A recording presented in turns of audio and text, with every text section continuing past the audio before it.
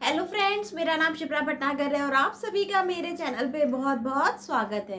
Friends, एक बार एक लड़के की कहानी है जो आज मैं आपके साथ शेयर करने जा रही हूँ। एक बार एक लड़का था जो बहुत ही गुणी और अच्छा लड़का था, बहुत ही होनहार था और कला का भी धनी था। हर तरीके से बहुत होशियार और अच्छा लड़का था।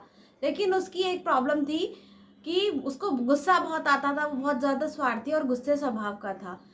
वो अच्छा तो बहुत था, क्वालिटीज उसके अंदर बहुत सारी थी कि हर कोई उसको अपनी टीम में लेना चाहता था, बिल्कुल एक लीडर की तरह, एक नेता की तरह। लेकिन उसके अंदर सिर्फ एक ही कमी थी कि वो बहुत ही गुस्से वाले स्वभाव का था। और जब उसको गुस्सा आता था तो वो अपने आसपास कुछ भी नहीं देखता था और उसको जो मन में आया उसको उल्टा सीधा बोल देता था। वो ये भी नहीं सोचता था कि कोई बड़े खड़े हैं या छोटे खड़े हैं। वो किसी का लिहाज भी नहीं करता और गुस्से में उसको बिल्कुल कंट्रोल नहीं था। जो उसके मुंह में आता वो किसी को भी वो सुना देता था। धीरे धीरे बच्चा बड़े होने लगा और माता पिता उसके इस व्यवहार से बहुत ही परेशान हो गए, क्योंकि वो बहुत गुस्से वाला बच्चा था, इसलिए उसके दोस्त भी बहुत कम थे। अब माता पिता को लगा कि हमें अपने बच्चे को ना सही रास्ते पे लाना चाहिए, नहीं तो ये जीवन में बहुत अकेला रह जाएगा। तो उन्होंने क्या कहा कि अपने बच्चे से एक बार एक डील करी। उन्होंने कहा कि बेटा, ये किलो से भरा थैला तुम ले लो, और एक भारी सा हथौड़ा उसको दे दिया। उन्होंने कहा जब भी तुम्हें बहुत तेज गुस्सा आए तो पीछे ना एक लकड़ी का लट्ठा रखा हुआ है, उस पर जाके एक जोर से एक कील निकालना और जोर से उस पर हथौड़ा मार देना। तो लड़के ने ऐसे ही करा। जब भी उसको बहुत तेज गुस्सा आता तो वो पीछे अपने आंगन के पीछे जाता और लकड़ी का एक लट्ठा रखा हुआ था और उस पर थैले में से कील निकालता और हथौड़े से जोर से मारने की कोशिश करता और एक कील काटता। वो काम जितना आपको आसान दिख रहा है वो इतना आसान था नहीं, क्योंकि मौसम की मार झेलते झेलते वो लट्ठा बहुत ही ज़्यादा, लोहे से भी ज़्यादा भारी हो गया था, जिस पर कील काटना बहुत ही मुश्किल काम था। और वो भी भारी हथौड़े से करना तो उस बच्चे के लिए बहुत ही डिफिकल्ट था।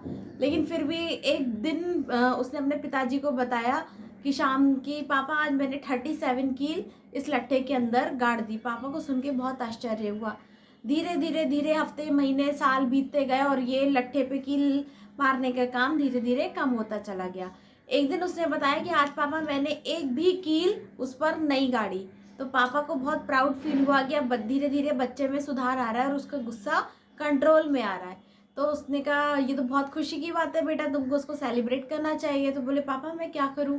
तो उन पापा ने अपने बेटे से कहा तुम एक काम करो, तुमने आज एक दिन एक बार भी गुस्सा नहीं करा ना, तुमने बहुत अच्छा काम किया है। तो तुमने जो कील गाड़ी है ना, एक काम करो तुम उसको निकाल दो। अब जितना ठोकना मुश्किल था, निकालना उससे भी ज़्यादा मुश्किल काम था। लेकिन हफ्ते साल महीने दिन ऐसे करके टाइम बीतता गया और धीरे धीरे उसने लट्ठे में से सारी कीलें निकाल दी और उसका गुस्सा भी पूरी तरीके से शांत हो गया था और कंट्रोल हो गया था। अब वो और अच्छा बच्चा बन गया था। बच्चा भी धीरे धीरे बड़ा हो गया था, क्योंकि इसमें इन सब प्रोसेस में साल लग गए। तो पिता ने कहा, वो खुशी खुशी अपने पापा के पास गया। उसने कहा पापा देखिए मैंने ना सारी कील निकाल दी। पापा गए, पापा ने उस लट्ठे को देखा। बोले बेटा मैं बहुत खुश हूँ कि तुमने अपने गुस्से को कंट्रोल कर लिया, लेकिन क्या तुमने एक बात नोटिस करी है? बेटा बोला क्या?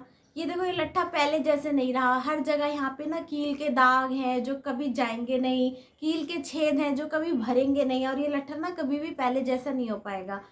आपने भी ऐसे ही किया है, अपने गुस्से में आके बहुत सारे लोगों का दिल दुखाया है। और कई बार जो शब्द के बाण होते हैं ना, वो भी हमें उतनी चोट पहुंचाते हैं जितनी कि हमें फिजिकल चोट पहुंचती है। और ये क्या होता है कि कितनी भी फिर आप सॉरी बोल लो, कितनी भी माफ़ी मांग लो, दिन महीने साल बीत जाए, उसके बाद भी जो ये दाग होते हैं ना वो कभी जाते नहीं है आपके अपशब्द के। आपके जो ये शब्दों के बाण होते हैं ना, जब किसी के दिल को छलनी करते हैं, तो कितनी भी आप सॉरी बोल लो, कितना भी टाइम बीत जाए, लेकिन ये ना उनके दाग कहीं ना कहीं रह ही जाते हैं। एक मन में कसक रह ही जाती है कि उस व्यक्ति ने कभी हमें ऐसा कहा था। इसलिए हमें कभी किसी का दिल नहीं दुखाना चाहिए, अपने गुस्से पे कंट्रोल करना चाहिए और कोशिश करनी चाहिए कि हर स्थिति में हमें शांत रहना चाहिए, क्योंकि लोग हमारे लिए लट्ठे से ज़्यादा इम्पोर्टेंट होते हैं। वो हमारी मुस्कुराहट का कारण बनते हैं और उसी के कारण हम सफलता प्राप्त करते हैं। तो हमें अपनी तरफ से कभी किसी का दिल नहीं दुखाना चाहिए।